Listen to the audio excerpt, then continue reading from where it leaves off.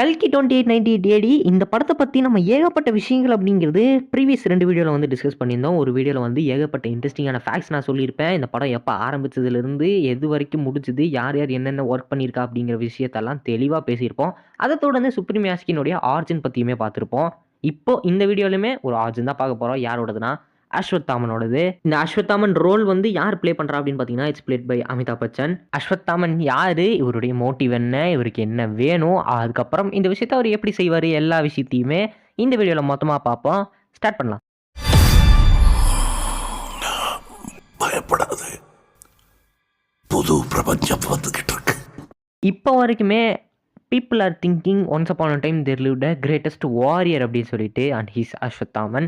அஸ்வத்தாமன் அப்படிங்கிறவர் is an great warrior, simple as that. இந்த மகாபாரதம் நடந்துட்டு இருந்த அந்த டைம்ல வந்து பார்த்தீங்கன்னா, நம்ம கிருஷ்ணர் உள்ள புகுந்து அவருடைய லீலைகள் அப்படிங்கிறது செஞ்சுட்டு இருந்தாரு.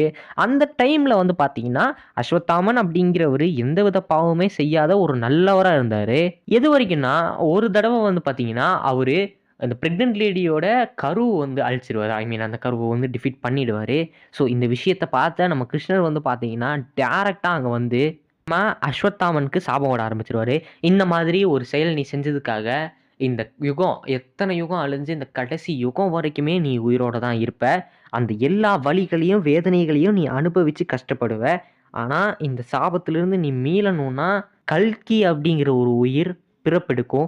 அந்த உயிர காப்பாத்துறது தான் உன்னுடைய வேலை. அப்படி இந்த உயிர அந்த கல்கிங்கிற உயிர நீ காப்பாத்திட்டேன்னா, அந்த நேரம் உன் சாபத்திலேருந்து நீ மீளுவ அப்படிங்கிற மாரி நம்ம கிருஷ்ணர் வந்து சொல்லிருவாரு. ஸோ இந்த காம்ப்ளெக்ஸ்லேருந்து பிரெக்னன்ட் ஆயி வந்த நம்ம சுமதிய வந்து பார்த்தீங்கன்னா, அந்த க்ளோ வந்த உடனே நம்ம அஸ்வத்தாமா வந்து காசியில கண்டுபிடிச்சிருவாரு. காசியில நம்ம சுமதி வந்து ரோம் பண்ணிட்டு இருக்கும்போது, அந்த க்ளோ கிடைச்ச உடனே நம்ம சுமதிய வந்து கண்டுபிடிச்சு, அந்த டைம்லேருந்தே நம்ம சுமதிய வந்து அஸ்வத்தாமா சேஃப்கார்ட் பண்ண ஆரம்பிப்பாரு. பிகாஸ் அந்த கர்ஸ்லேருந்து அவரு வெளிய வரணும். இந்த கல்கிங்கிற உயிர நம்ம சுப்ரீம் யாஸ்கின் அண்ட் பைரவா கிட்டருந்து பாதுகாத்து, இவங்கள பாதுகாக்க வச்சுட்டே இருக்க முடியாதுல்ல. ஸோ இவங்க பாதுகாத்து அவங்கள அந்த சம்பாலாங்கிற இடத்துல கொண்டு போய் சேர்க்கணும். அதுதான் இந்த அஸ்வத்தாமனுடைய வேலை. ஸோ பேசிக்கான அவுட்லைன் இதுதான் நம்ம அஸ்வத்தாமனோடது. தான் பண்ண தப்பால தனக்கு கிடைச்ச ஒரு சாபம். அது நீங்கணும்னா பிறக்க போற ஒரு உயிரை பாதுகாத்து அது சம்பாலால கொண்டு போய் சேர்க்கணும். ஸோ அதனால இந்த பைரவா பவுண்டி ஹண்டர்ஸ் கிட்ட இருந்தெல்லாம் வந்து பார்த்தீங்கன்னா, அஸ்வத்தாமன் நம்ம சுமதிய காப்பாத்துறாரு. இப்போ அவருடைய மோட்டிவ் என்ன? இவரு எதுக்கு இந்த விஷயத்த பண்றாரு? அவருக்கான பர்ப்பஸ வந்து மொத்தமா பார்த்துடணும். ஸோ இத செய்யணும், ஒருத்தர பாதுகாக்கணும், இத்தன பேர் வந்து தேடி வராங்கன்னா, தடுக்கணும்ல. அதுக்கு பவர்ஸ் வேணும்ல.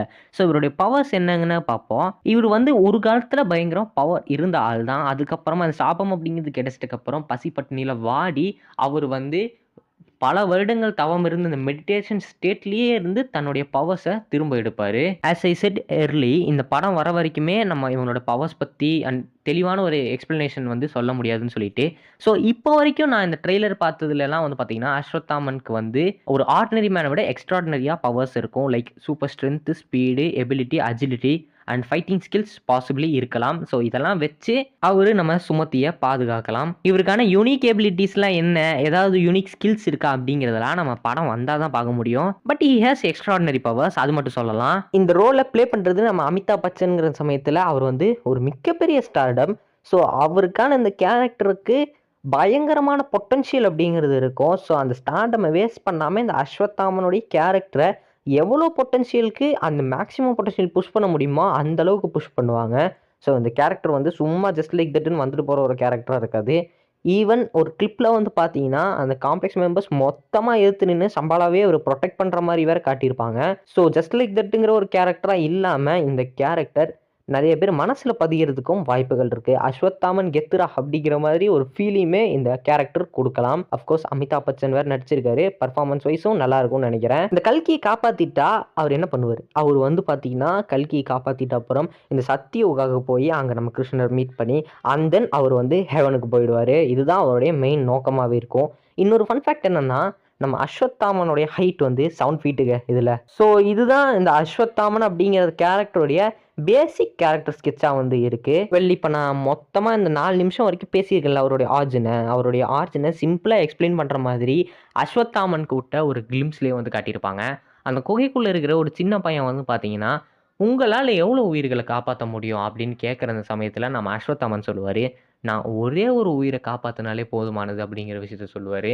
அஃப்கோர்ஸ் ஹீஸ் மென்ஷனிங் கல்கி. கல்கிங்கிற ஒரு உயிரை வந்து இவர் காப்பாற்றிட்டாருன்னா அவர் அந்த சாபத்திலேருந்து மீண்டு சொர்க்கத்துக்கு போயிடுவார். இந்த வீடியோவில் அஸ்வத்தாமன் யார், அவருடைய மோட்டிவ் என்ன, அவருக்கு என்னென்ன பவர்ஸ் இருந்ததுங்கிறதெல்லாம் மொத்தமாக பார்த்துட்டோம். இது தொடர் வீடியோவில் 3வது வீடியோன்னு சொல்லிட்டேன். தொடர்ந்து வீடியோஸ் வரும். இந்த மாதிரி ஒவ்வொரு கேரக்டர்ஸோடைய ஆரிஜினுமே நம்ம எக்ஸ்பிளைன் பண்ண போகிறோம். ஸோ வெயிட் பண்ணி பாருங்கள். Stay tuned. போயிட்டு வரேன்.